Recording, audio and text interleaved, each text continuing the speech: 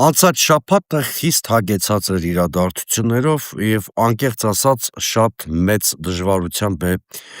հնարավոր ընտրել այն թեման, որի վրա պիտի կենտրոնանանք։ Թերևս այսօր հատկապես խոսենք Վենսի տարածաշրջանային այցի մասին, եթե երեկ տեղի ունեցած չլիներ խայտառակ մի իրադարձություն, որը հերթական անգամ գահավիժման հասցրեց Հայաստանի արդարադատությունը և ընդհանրապես ցույց տվեց, որ Հայաստանը որևէ աղերս չունի ժողովրդավարության, մարդու իրավունքների և ընդհանրապես այն ամենի հետ, ինչ կոչվում է քաղաքակիրթ աշխարհ։ Երեկ քրեական գործ հարուցվեց Վեհափառ Հայրապետի դեմ, խափանման միջոց ընտրվեց, արգելված է նրա ելքը երկրից։ Սա իհարկե կանխատեսելի իրադարձություն էր, բայց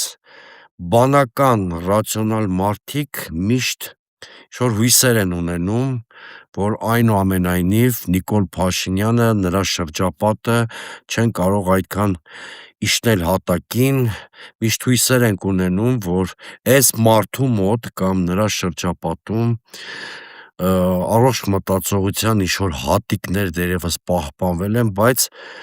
ինչպես տեսնում ենք սխալվել ենք և երեկ այդ խայտառակ իրադարձությունը, աննախադեպ խայտառակ իրադարձությունը տեղի ունեցավ։ Ես ուզում եմ հիշեցնել, որ անգամ Սովետ Միության տարիներին, երբ տոտալ վերահսկողություն կար, այդ թվում եկեղեցու հանդեպ, երբ եկեղեցիներ էին փակվում, երբ հոգևորականներին վերահսկում են, նույնիսկ այդ ժամանակ իշխանությունները ձեռնպահ էին մնում քրեական գործ հարուցել Վեհափառի դեմ, հասկանալով, որ եկեղեցին ոչ միայն հոգևոր տաճար է, այլև համազգային կոնսոլիդացիայի խորհրդանիշ է և հետևաբար նույնիսկ խորհրդային իշխանությունները, որոնք դասական ընկալմամբ ազգային իշխանություններ չէին համարվում և Հայաստան անկախ պետություն չէր, ունեին ողջամտության այդ պաշարը, ունեին ռացիոնալ հայացք և կրկնում եմ, կոնֆրոնտացիայի այս բացահայտ մոդելից եկեղեցու հետ հարաբերություններում խուսափում էին և փաստորեն այնինչ նույնիսկ խորհրդային տարիներին աներևակայելի էր թվում, հիմա իրականություն դարձավ։ Վեհափառի դեմ քրեական գործ հարուցեցին շինծումի պատրվակով, հարկ է նկատել, որ այս քրեական գործի հարուցումը Նիկոլ Փաշինյանը ամբողջ անցնող շաբաթվա ընթացքում նախապատրաստում էր։ Նա այնքան ցինիկ գտնվեց, որ հանրային հեռուստաընկերության եթերում մեր եկեղեցին համեմատեց ծայրահեղ իսլամիստների հետ, հետո ճեպազրույցում մի բան հորինեց, որ միայն իրեն է հայտնի, ասեց, որ որոշ ուժեր ուզում են կաթողիկոսությունը և Մայր Աթոռի հարստությունը դուրս բերել երկրից, չկա որևէ փաստ, բնականաբար ինչպես միշտ, փաստական որևէ տվյալ Նիկոլ Փաշինյանը չունի, ուղղակի նա այս ստերը, քարոզչական կեղծ նարատիվները հորինում էր, որպեսզի լեգիտիմացներ իր ռեպրեսիան Վեհափառի դեմ և ակնհայտորեն այդ գրոհը ամբողջ շաբաթվա ընթացքում նախապատրաստվում էր, չնայած նրան, որ իշխանությունները պիտի գերծանրաբեռնված լինեին Վենսի այցով, այլ կարևոր հարցերով, բայց նրանց ուշք ու միտքը փաստորեն եկեղեցու դեմ պայքարն է և արդեն շաբաթ օրը երեկ տեղի ունեցավ այդ իրադարձությունը։ Ես ուզում եմ այս պատմության մի քանի ուշագրավ ասպեկտի մասին խոսել։ Ուրեմն այս քրեական գործը շինծու կապված է տխրահռչակ նախկին Գևորգ Սրբազանի Արման Սարգսյան անունով մեկի հետ, ինչպես գիտեք, նա կարգալույծ էր արվել, այդպիսով ավելի շուտ սկզբում թեմի առաջնորդի պաշտոնից էր ազատվել, հետո դիմել էր դատարան, որպեսզի վերականգնվի իր պաշտոնում, դատարանը իրավունք չունենալով զուտ կանոնիկ իրավունքին վերաբերող հայցը քննության առնել, այնուամենայնիվ հայցը քննության էր առել,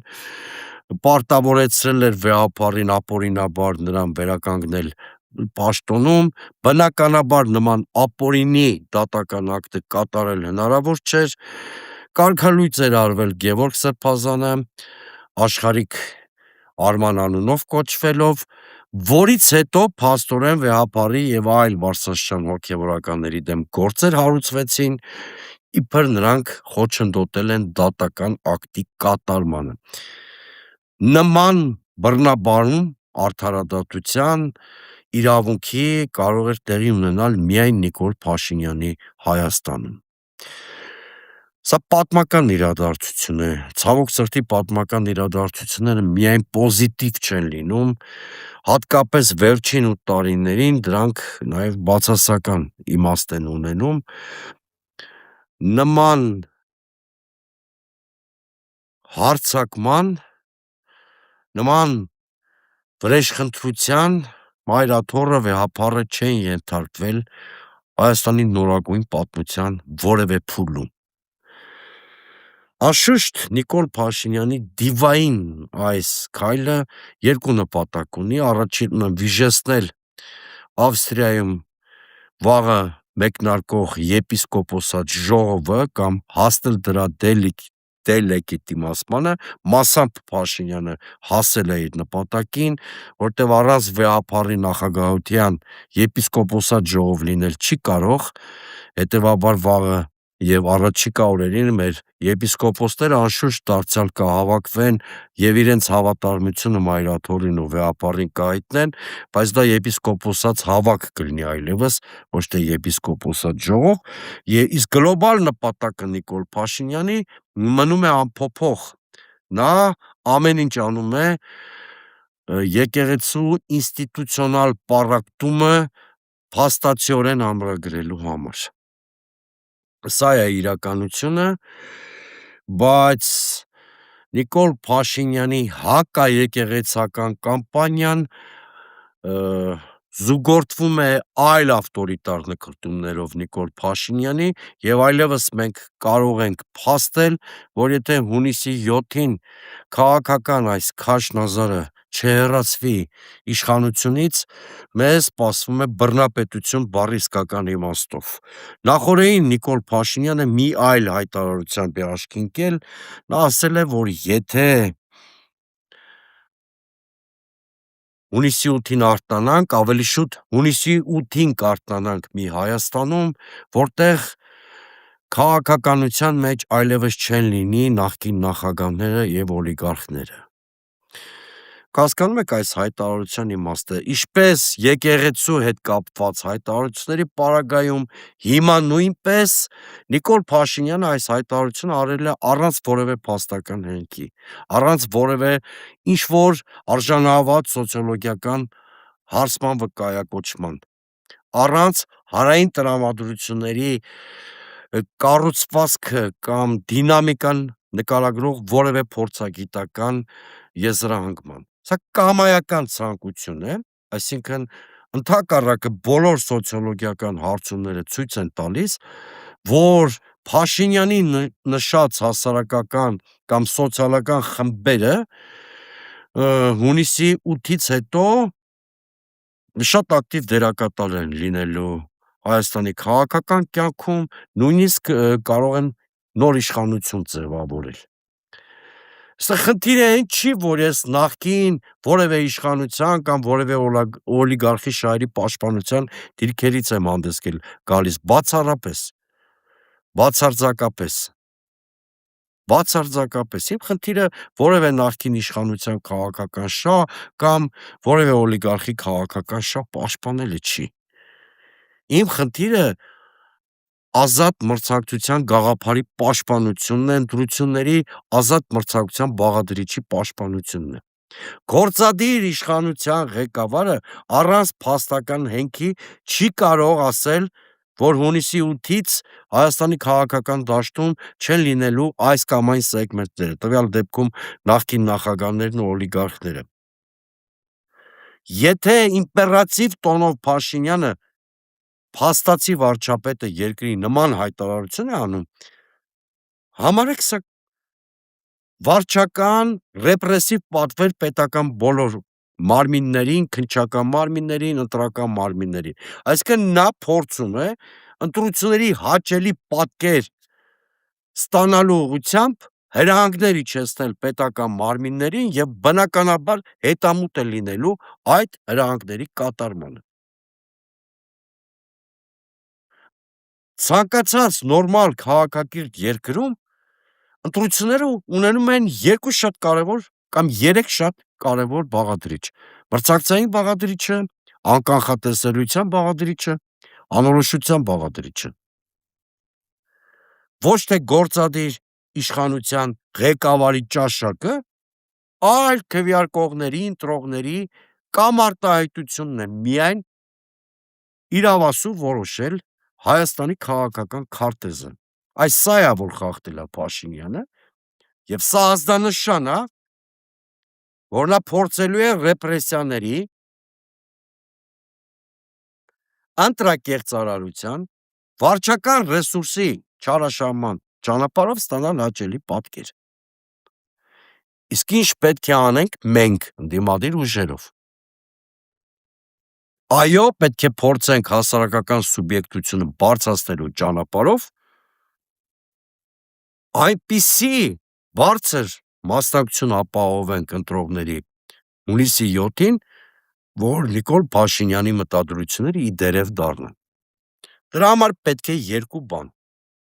այլընտրանքային ռեալիստական ծրագրերով մոտիվացնենք հասարակությանը, նրան համոզենք, որ ընտրությունների ճանապարհով հնարավոր են փոփոխություններ, որովհետև ըստ հաշվարկների, եթե ընտրողների 55%-ը կամ 1.4 միլիոն մարդ մասնակցեն ընտրություններին, Նիկոլ Փաշինյանի պարտությունը երաշխավորված է։ Եվ երկրորդը պետք է 3-4 կոնսոլիդացիոն կենտրոնների, դիմադիր կոնսոլիդացիոն կենտրոնների շուրջ համախմբում տեղի ունենա, ուժեղ առաջնորդություն ձևավորվեն, այսինքն արժանահավատ ուժեղ ընտրական ցուցակներ, որպեսզի հասարակության համար համոզիչ լինի ընդդիմության հաղթանակի անխուսափելիությունը։ Ինչպես գիտեք, Դեմոկրատական այլընտրանք կուսակցությունը նույնպես պատրաստվում է համագումարի փետրվարի 22-ին եւ մենք հայտարարելու ենք այդ համագումարում, որ միանալու ենք Գագիկ Ծառուկյանի հեղինակած «Առաջարկ Հայաստանին» ծրագրին, այդպիսով այդ կոնսոլիդացիոն կենտրոնի եւ «Բարգավաճ Հայաստան» կուսակցության հետ միասին է Դեմոկրատական այլընտրանք կուսակցությունը մասնակցելու հունիսի 7-ի ընտրություններին։ Սիրելի հայրենակիցներ, ձեզ հիմա փորձում են իշխանությունները ապակողնորոշել, այնպիսի պատկեր ստեղծել, թե իբր ընտրությունների արդյունքը կանխորոշված է։